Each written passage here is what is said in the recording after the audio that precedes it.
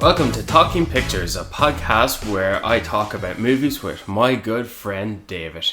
David, how are you? Brian, I'm great. How are you? I'm swell. We're here to talk about another movie yet again. A Shyamalan movie. The newest release, Knock at the Cabin. This couple and their child, they go to a cabin for the weekend and they're visited by four strangers who essentially break in, tie them up and give them a choice. And it kind of follows on from there. I won't go into too much details regarding spoilers. Yeah, I remember looking into this movie when it was first announced with the title. I thought it was going to be a single shot type of movie, you know, like 1917, but that's definitely not the case. Nevertheless, it was still, in my opinion, upper tier Shyamalan movie. Yeah, he gets a lot of flack for being this sensational, like, twisty-turny director. And he had a lot of good films very early in his career, like The Sixth Sense and Signs. And then just like slowly over the course of it, kind of people got a bad taste in their mouth for his films, like The Last Airbender, and then he got a lot of flack for The Happening, stuff like that. So this is kind of I think he came back with the likes of like Split. I think Split was his first one back where he was like really like, oh yeah, no, this is a great Shyamalan film. Yeah, he's done it in like phases. He started off as like quotations, the next Spielberg, with Signs, Unbreakable, The Sixth Sense, establishing relationships with actors, Sam Jackson and Bruce Willis. And shortly after that, with The Village and Lady in the Water and The Last Airbender and The Happening, the movies just started piling up, making them a joke. And I think that was unfair, regardless of how fun it was to talk about, oh yeah, the shit hammer or the twist guy. But even the jokes kept on coming up to the release of his movie The Visit. Remember that? Yeah, I only watched that recently actually, and that was a good. It didn't have that. Well, it did have a twist, I suppose. Oh yeah, it did definitely. Yeah, no, but it definitely was like it was a found footage horror film. Yeah, and it really kind of, rather than a big twist, it's a twist that's kind of there throughout, and something's off the whole time. I won't spoil it for anyone that hasn't seen it, but it's good to watch, definitely. A twist reveal. If you watch it the first time and it's different your second time because of the ending, he's made that popular in his filmography and he's re-established his career and in bringing that back with The Visit. And it's like, oh shit, this is actually pretty good. I remember watching it when it was first released. I'm ashamed. I watched it on a site. I didn't go to the cinema. I didn't rent it or buy it, and I wish I saw it in the cinema. And then, okay, he's got this Split movie coming out. I never paid any heed to the trailers, and then, oh yeah, it's pretty good. Watched it, mind blown. Yeah, it's really great. He kind of, I suppose, used The Visit, like you said, to regain some affection from the audience, and then drop Split. And Split is a great character study. It's brilliant. It's very good. The main character, played by James McAvoy, is great. And that's kind of nearly kind of consisted then through to this with Knock at the Cabin. Yeah. That you have a fantastic performance from Dave Bautista. I think that's kind of the standout here in this film is his performance. I like how he chose Dave Bautista after 3 phone calls from originated interest of his small but effective role in Blade Runner. Yeah. That's what got Dave Bautista on Shamhammer's mind. And Bautista is the lead actor in this. He's the first name on the credits. He's the big star. And there's not too many movies you'll see Bautista as the main star. He'll be the lead of an ensemble of a, quotation, lesser movie like Stuber or Army of the Dead. And he'll be great supporting character in movies like Guardians of the Galaxy or Glass Onion. He's Dune either. Dune, yeah. Dune, 100%. Dave Bautista's doing great in working with fantastic directors. There's a list. He has a great list there with Zack Snyder, James Gunn, Denis Villeneuve, and now Shamhammer, and he's only gonna keep it going. And you won't see him in a Fast and Furious movie. No, that's where he draws the line. He wants to do like quotation good movies. He wants to be I think he wants to be a serious actor, and the roles he plays are good, and he plays them well. Yeah, like you said there, Blade Runner. He's only in like the beginning scene, but it's such a like nuanced performance, and you're not expecting him to play that character. Yeah, you're expecting him to play kind of an old man old man farmer, but when he appears and he's this hulking brute of a man, he's huge. Everyone that sees Dave Bautista, he is a huge man, and he plays like this kind of, it's a very small character in Blade Runner. And I'd say probably that, seeing that performance like of this hulking man, that M. Night saw him, this huge man, play such a Larger than life. a larger than life man play a role that is quiet and dignified, and he's like, okay, that's who I want. And I think that comes through in this character that he plays as well, because he is like a gentle giant almost in this as well. Yeah. You know, I like that there's some shots where you can see the textures in his forehead and the way the camera projects him in the movie Knock at the Cabin. David Bautista has been the most freakishly huge he has ever been in a movie. I'm telling you, he was threatening, but you know he was gentle. yeah, Because with his interaction with the girl and his establishment or his presence to the couple and explaining the reason why they are there, he was not aggressive about it, unlike Ron Weasley.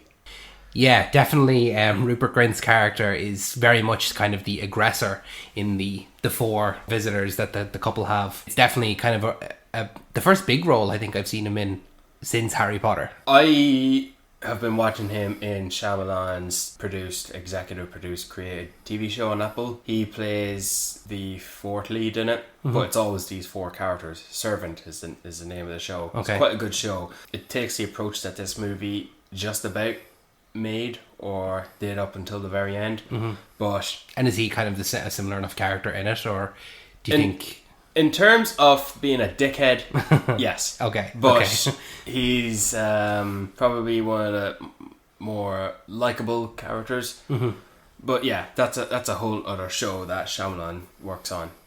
Very good show as well. So it was nice to see him cross some actors. Even he brought a black actress from Old into this movie as well. It's nice to see when we have no expectations of a Shyamalan movie. It feels like it's likely to be enjoyable, if not good. Yeah. And this is better than Old. It's better than Glass. Not as good as Split, on par, maybe a little bit above or below The Visit.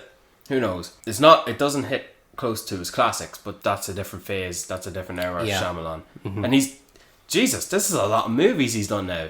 Yeah, it's a lot when you consider, like you're saying there, it's a different phase.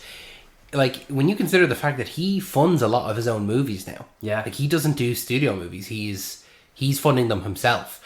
And he's come out with a lot in the last couple of years. Like, Split was 2016? 17? 16, 17, yeah.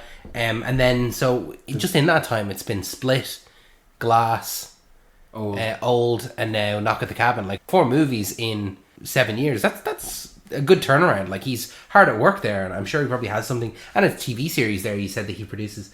I'm sure he has something else in the works at the moment, does he? I think he has something scheduled for a release date next year. Yeah, so, you know, he's a hard working, he's a passionate filmmaker. And he is one of these directors that I pay attention to when he's releasing it, like a Damien Chazelle, like a Tarantino, like a Steven Spielberg.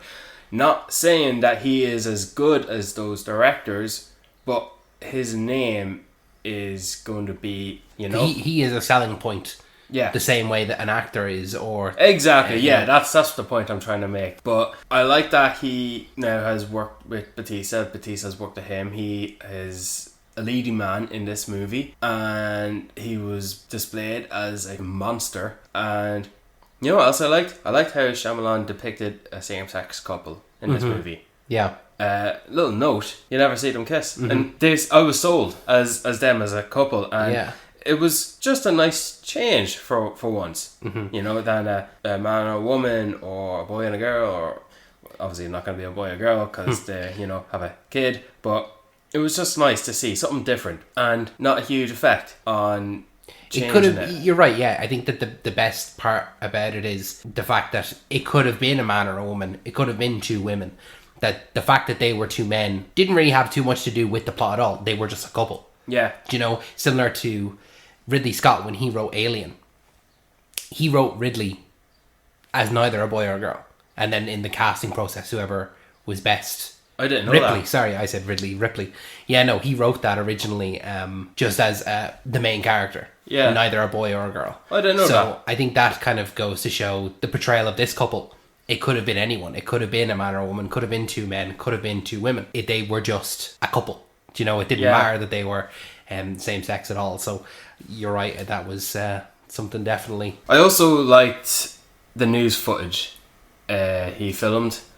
It brought me back to a bit of Signs and in the disaster events, and it felt like he's at the last stage of his career. Like this is the first of his final few movies, but he can keep going. Don't stop. Like he's back.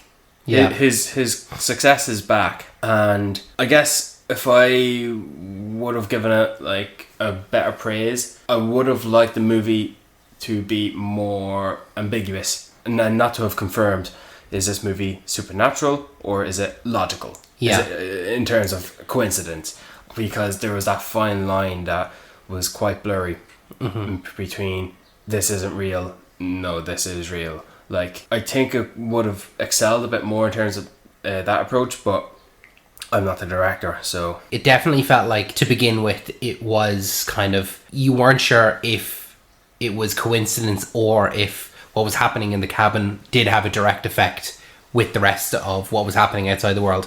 And they kind of, after maybe, I don't know, kind of halfway through, they did confirm, yes, no, these things are directly related. And I think if they had left it a little bit more ambiguous and kind of up to you and your own beliefs to decide, yeah, I just think that would have made it a little bit better.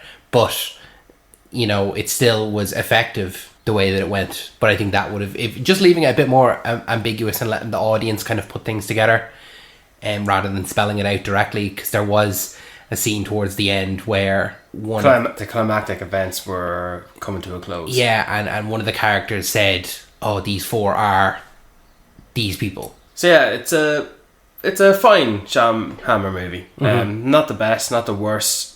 I'd almost put it in the middle, but it was an entertaining one. I haven't seen a bad movie yet this year in the cinema. I'd like to keep it that way. If you'd like to follow us on social media, please do at Talking Pictures Pod on Instagram. I've been your host today, Brian, and David, my co-host. Thanks so much, Brian. David, champ.